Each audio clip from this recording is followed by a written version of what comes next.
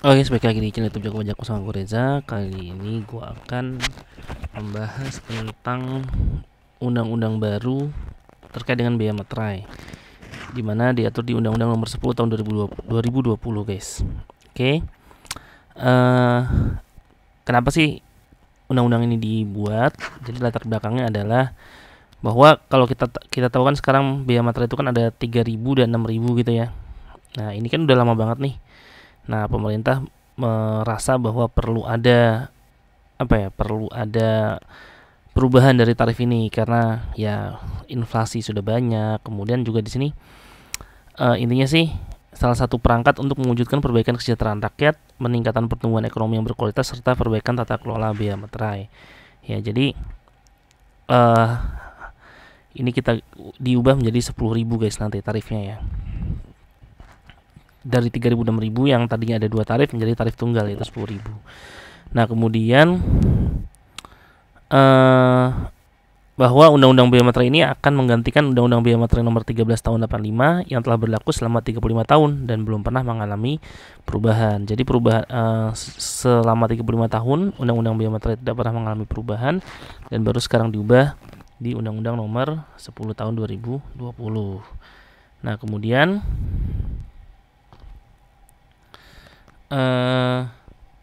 tujuannya apa nih? Tujuannya adalah yang pertama memberikan kesetaraan antara dokumen kertas dan elektronik. Kalau zaman dulu di Undang-Undang Nomor 13 Tahun 85 itu biaya materai itu dikenakan atas dokumen yang pakai kertas gitu kan. Kemudian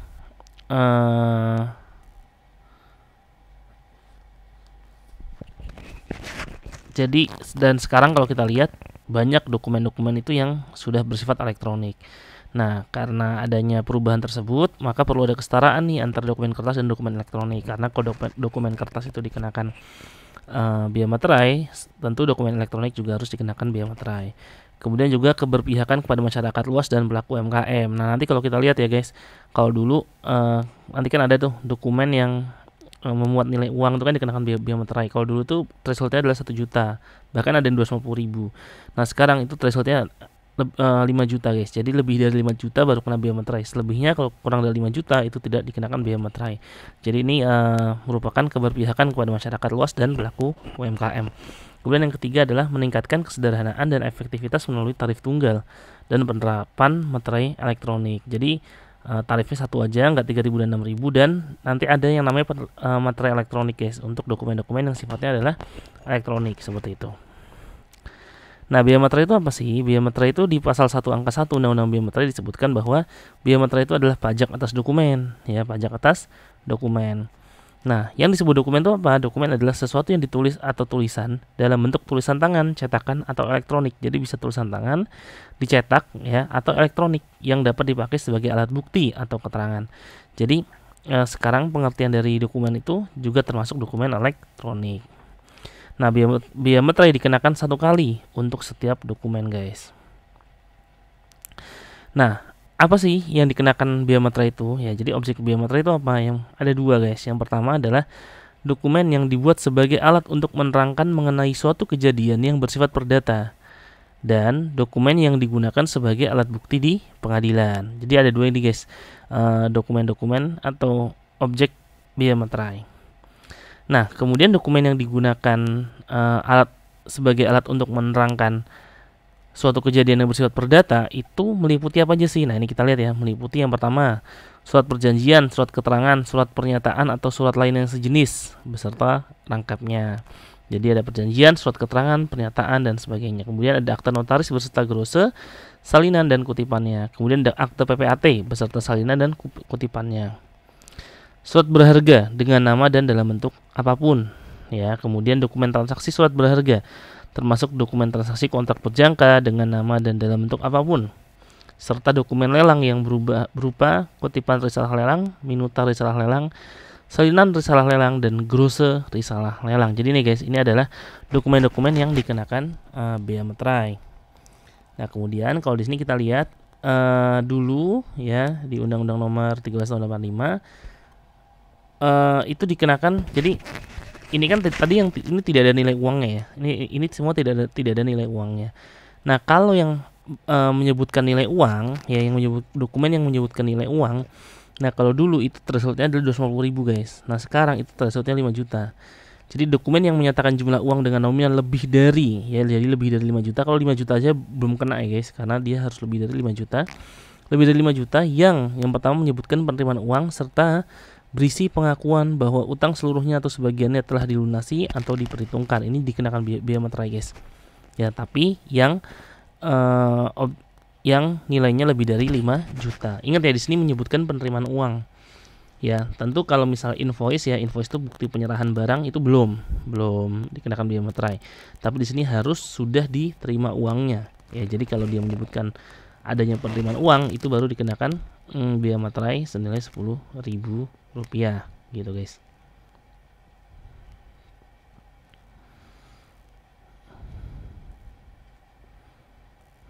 Kemudian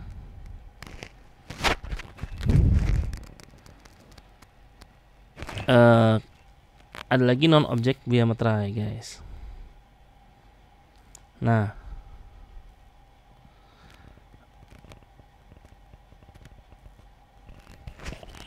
biaya materai non objek biaya materai. Nah, kita lihat di sini, biaya materai tidak dikenakan atas dokumen berupa yang pertama, dokumen yang terkait dengan lalu lintas orang dan barang, ya, dokumen yang terkait dengan lalu lintas orang dan barang. Kemudian ada surat penyimpanan barang. Nah, ini apa aja sih terkait lalu lintas orang dan barang ini? Itu ada pertama surat penyimpanan barang, konsumen, surat angkutan penumpang dan barang, bukti untuk pengiriman dan penerimaan barang, surat pengiriman barang untuk dijual atas tanggungan pengirim, serta surat lainnya yang dapat dipersamakan dengan 1 sampai 5. Nah, konsumen ini BL ya guys, bill of lading kalau misalnya pada nggak tahu. Nah, ini dia kalau misalnya hanya terkait dengan lalu lintas orang dan barang, itu dia tidak dikenakan biaya materai. Kemudian segala bentuk ijazah juga tidak dikenakan biaya materai.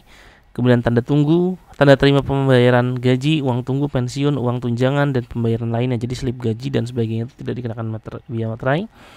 Kemudian tanda bukti penerimaan uang negara dari kas negara, kas pemerintah daerah, bank, dan lembaga lainnya yang ditunjuk oleh negara berdasarkan ketentuan peraturan perundang-undangan. Jadi kalau ada slip setoran, slip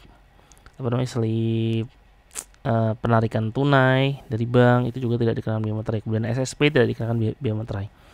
Ya, jadi seperti itu guys. Kemudian biaya materai juga tidak dikenakan berupa untuk dokumen berupa kwitansi untuk semua jenis pajak. Ya, ini maksudnya SSP guys. Dan untuk penerimaan lainnya yang dapat dipersamakan dengan itu, yang berasal dari kas negara, kas pemerintah daerah, bank, dan lembaga lainnya yang ditunjuk berdasarkan ketentuan peraturan perundang-undangan. Kemudian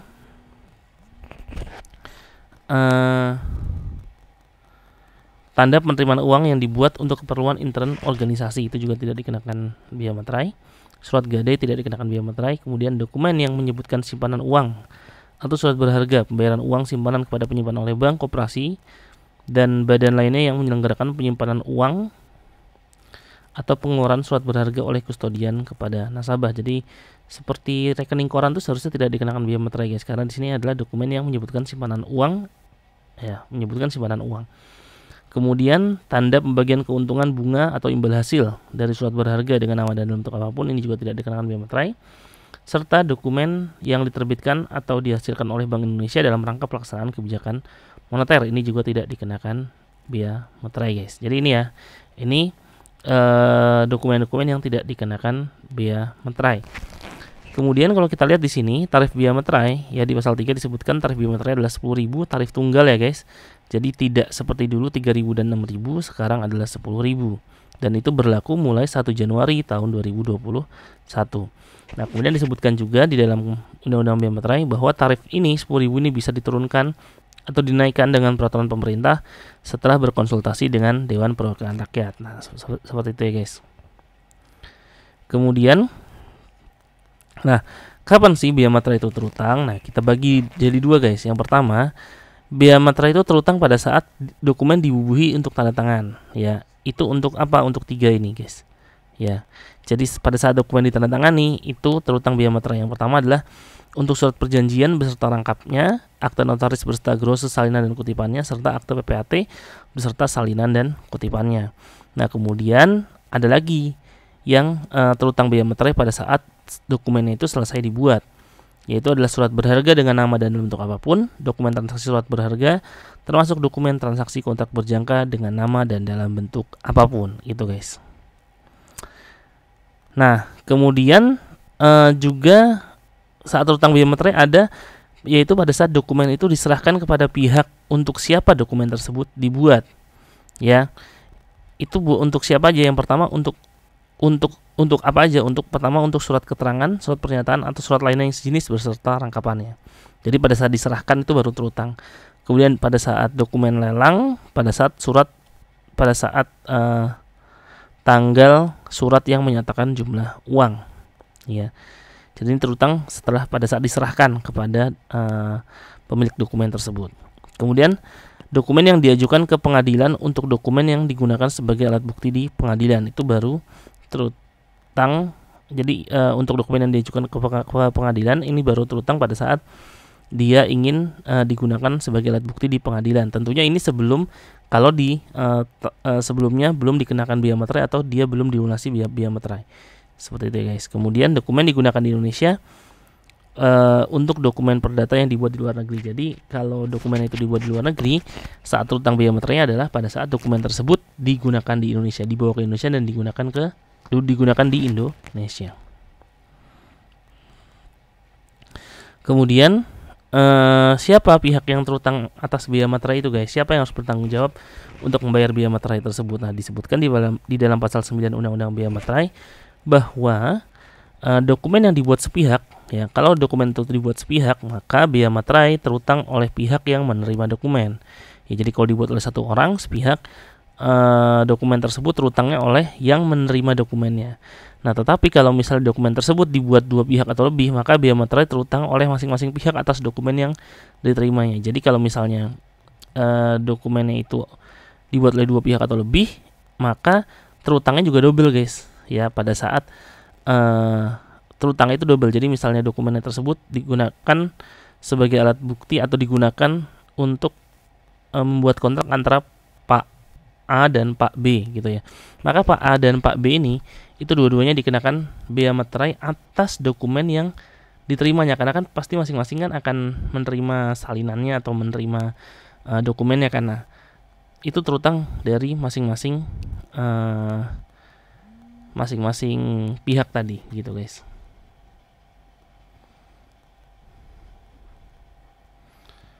Kemudian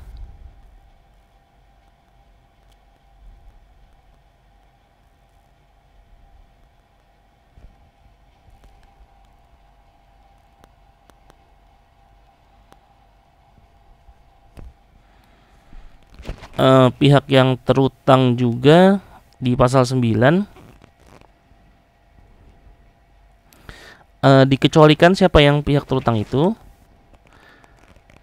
Yang dikecualikan adalah, pengecualiannya adalah untuk dokumen berupa surat berharga sebagaimana dimaksud pada pasal 3 ayat 2 huruf D, maka biaya materai, ya, jadi kalau berupa surat berharga, maka biaya materai itu terutang oleh pihak yang menerbitkan surat berharga. Jadi yang bertanggung jawab untuk membayar biaya materainya adalah pihak yang menerbitkan surat berharga tersebut. Nah, di dalam Undang-Undang Biaya Materai ini dikenal suatu istilah baru guys yang disebut dengan pemungut biaya materai. Yang ini belum pernah ada sebelumnya. Jadi di dalam pasal 10 dan 11 Undang-Undang Biaya Materai disebutkan bahwa pemungutan biaya materai yang terutang atas dokumen sebagaimana dimaksud pada pasal 3 ayat 2 ya dapat dilakukan oleh pemungut biaya materai. Jadi bisa dilakukan oleh pemungut biaya materai. Yang mana kewajiban pemungut adalah yang pertama memungut biaya materai yang terutang atas dokumen tertentu dari pihak yang terutang. Yang kedua, dia harus menyetorkan biaya materai ke kas negara serta melaporkan pemungutan dan penyetoran biaya materai ke kantor DJP. Nah, tentu ketentuan lebih lanjut terkait dengan pemungutan biaya materai ini nanti diatur di dalam peraturan Menteri Keuangan. Ya. Jadi kita tunggu aja guys peraturannya seperti apa, karena ini adalah barang baru nih yang belum pernah ada sebelumnya. Seperti itu guys. Selanjutnya, Nah, bagaimana sih cara melunasi biaya materai? Ya, bagaimana cara membayar biaya materai itu? Yang kalau mungkin selama ini kita tahu adalah ada materai tempel. Dulu pernah ada kertas materai atau disebut dengan kertas segel. Dulu disebutnya kertas segel. Nah, yang familiar oleh kita mungkin materai tempel. Nah, tapi sebenarnya kalau kita lihat ada beberapa guys cara pelunasan biaya materai. Yang pertama dengan materai tempel yang selama ini kita lakukan. Kedua adalah ada materai elektronik. Ini baru, adanya di undang-undang ini aja. Sebelumnya belum pernah ada. Kemudian yang ketiga materai dalam bentuk lain. Dalam bentuk lain itu nanti ada mesin teraan, kemudian sistem komputerisasi atau metode cetak dan seterusnya. Dan yang keempat metode dengan menggunakan SSP. Ini baru. SSP ini baru ada sekarang nih. Jadi yang baru adalah materai elektronik serta surat setoran pajak. Yang dulu pernah ada materai tempel dan materai dalam bentuk lain. Seperti itu. Nah, materai tempel. Nah, kalau kita lihat materai tempel seperti ini kira-kira guys bentuknya. Ciri-cirinya adalah ada gambar lambang negara Garuda Pancasila, frasenya ada tulisan materai tempel, serta angkanya menunjukkan nilai nominal 10.000 seperti itu. Ada juga ciri-ciri khusus seperti hologram dan seterusnya. Itu nanti akan tentu akan kita lihat ya nanti yang pada saat sudah resmi di tanggal 1 Januari tahun 2021 guys, materai 10.000 ini. Kemudian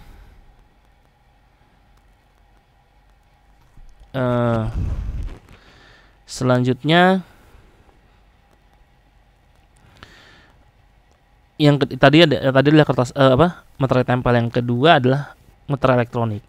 Nah, materai elektronik ini merupakan materai yang memiliki kode unik dan keterangan tertentu yang diatur peraturan menteri. Jadi nanti ada materai elektronik ya guys. Ini baru nanti akan diatur dengan peraturan menteri ya guys. Kemudian materai dalam bentuk lain. Nah, ada lagi materai dalam bentuk lain, yaitu merupakan materai yang dibuat dengan menggunakan mesin teraan materai digital, sistem komputerisasi, teknologi percetakan, dan sistem atau teknologi lainnya. Yaitu materai dalam bentuk lain. Jadi bisa sistem komputerisasi, digital, teknologi percetakan, serta teknologi lainnya gitu guys. Nah, kemudian ada pematerian kemudian.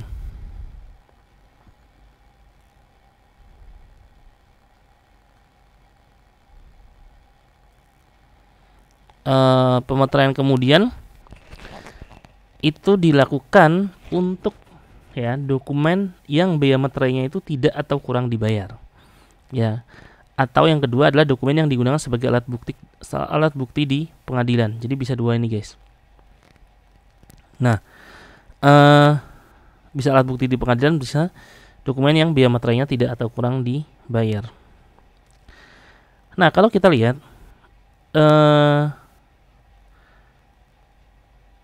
dokumen yang digunakan sebagai alat bukti di pengadilan ini itu jika memang sebelumnya belum dilunasi biaya materai. Tapi kalau sebelumnya telah dilunasi biaya materainya, tentu ketika digunakan sebagai alat bukti di pengadilan ya tentu tidak perlu membayar biaya materai lagi. Seperti itu guys.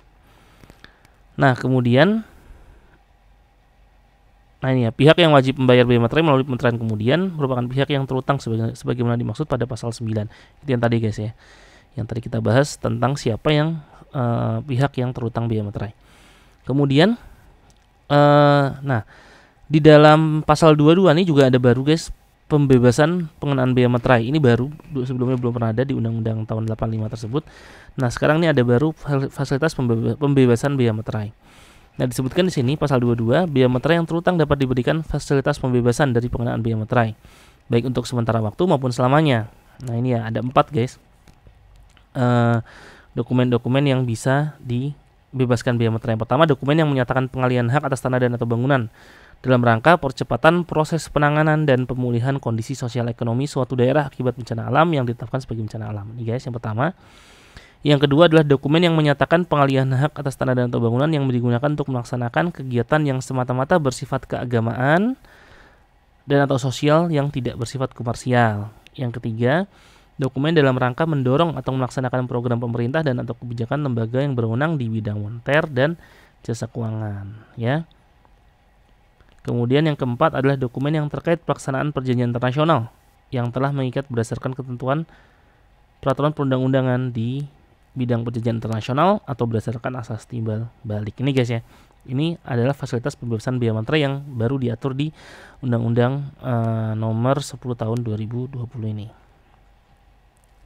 Nah, selanjutnya ada sanksi guys. Sanksi diatur juga di dalam undang-undang ini ada sanksi, karena kalau kita lihat undang-undang biaya materai ini sebenarnya mengatur material dan formil ya. Karena kan kalau misalnya PPh sama PPN beda ya. PPh dan PPN itu material, KUP-nya formil.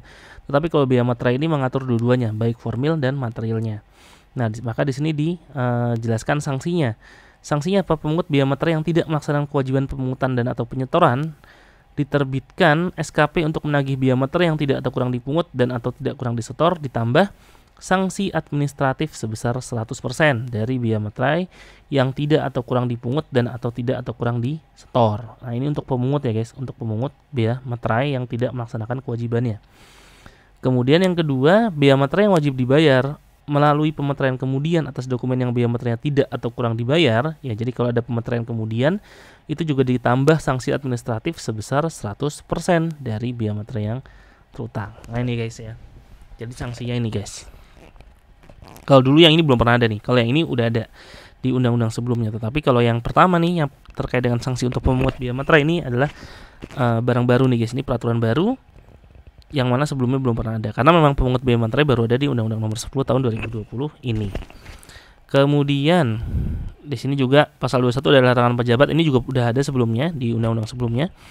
Pejabat yang berwenang dalam menjalankan tugas atau jabatan yang dilarang pertama menerima, mempertimbangkan atau menyimpan dokumen sebagian dimaksud pada pasal 3 yang biaya materainya tidak atau kurang dibayar. Jadi nggak boleh menerima, mempertimbangkan atau menyimpan dokumen. Kemudian melekatkan dokumen sebagaimana dimaksud dalam pasal 3 yang biaya materainya tidak atau kurang dibayar pada dokumen lain yang berkaitan. Nggak boleh melekatkan dokumen. Pertama menerima, mempertimbangkan atau menyimpan, itu nggak boleh. Melekatkan dokumen juga nggak boleh.